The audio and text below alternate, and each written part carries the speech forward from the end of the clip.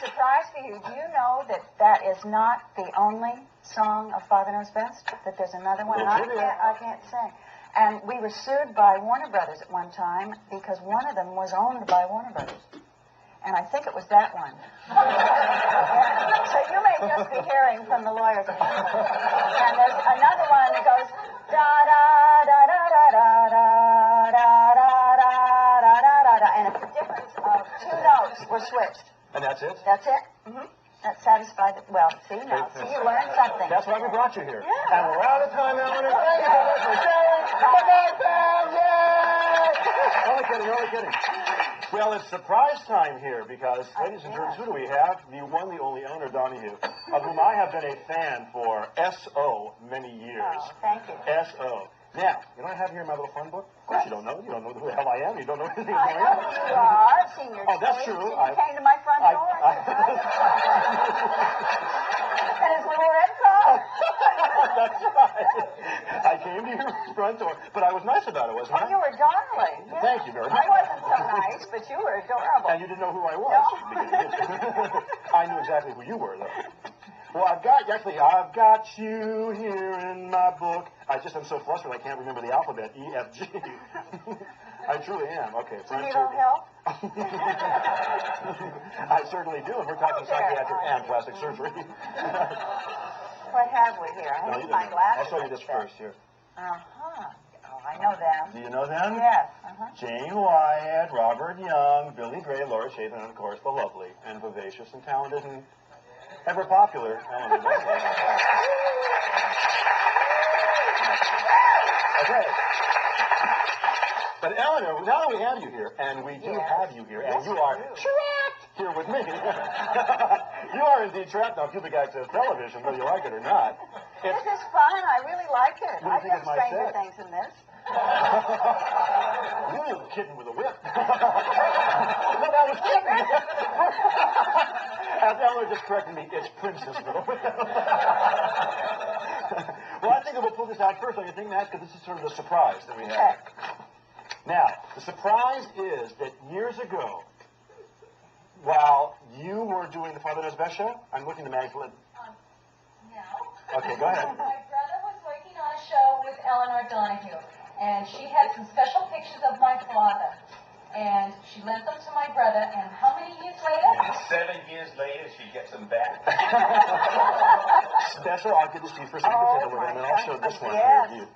One of the most wonderful makeup men in all of Hollywood, Ray Sebastian. Ray Sebastian, the lovely Mags. Oh, isn't that That's right. great?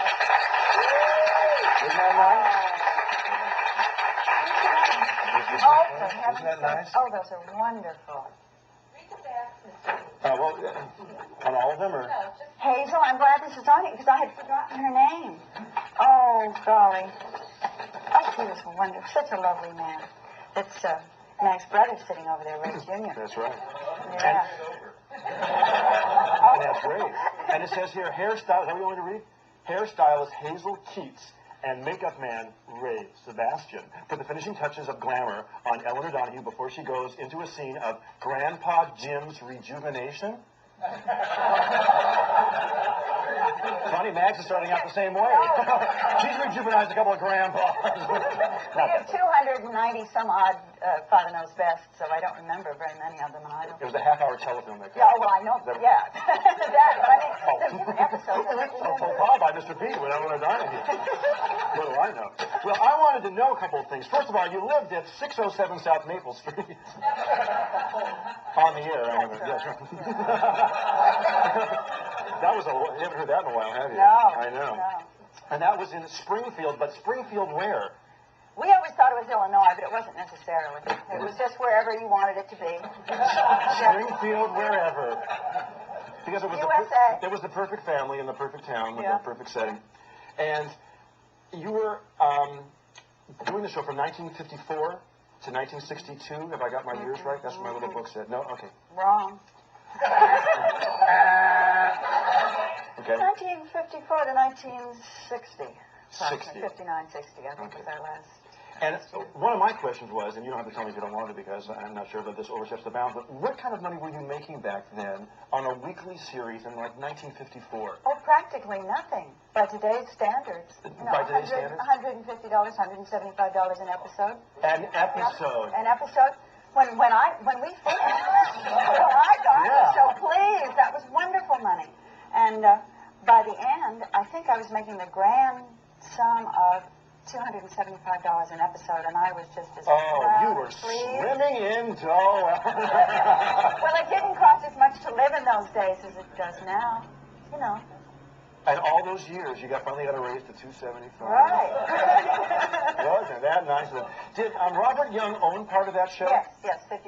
Because I saw it always said Rodney Young at the end of the shows.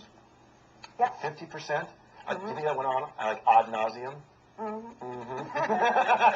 he never made us feel like he was the boss or anything. You know, he never threw his weight around. He was just one of the group, one of the actors, and he took orders just like anybody else. Yeah.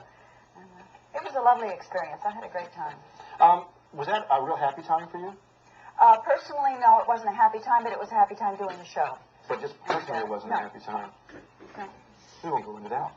Well, you know, it was the time of life where a lot of young people are not particularly happy. I mean, whether you're in show business or not, your later teen years, your early 20s are sometimes very turbulent times for people. And they were for me. So I always wanted to think that your life was just wonderful and perfect. It was in Springfield. Hollywood, it wasn't so hot. But you were a Valley girl, is that right? Your hair was so nice and cool. You were a Valley girl. Did you grow up sort there? of the time. No, that was only after. This is like I'm in heaven. Did you grow up in the Valley? No, I grew up in Hollywood, actually. You were to Hollywood High? No, I hardly ever really went. You were probably on the set. That's right. Yeah, I hardly ever went to real school, to tell you the honest truth. And went to studio school most of the time and professional school some of the time. And it wasn't until I was married that I moved to the Valley, and I've been living there for 31 years now.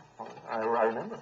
Because I waited on you at the Mr. Pete used to be over Yes. at Hampton's restaurant, and I waited on you and What? Mr. Ackerman. One of my sons is Brian Ackerman, is now a professional chef in Monterey, California. Ooh, tossing and turning. Yeah, doing very well.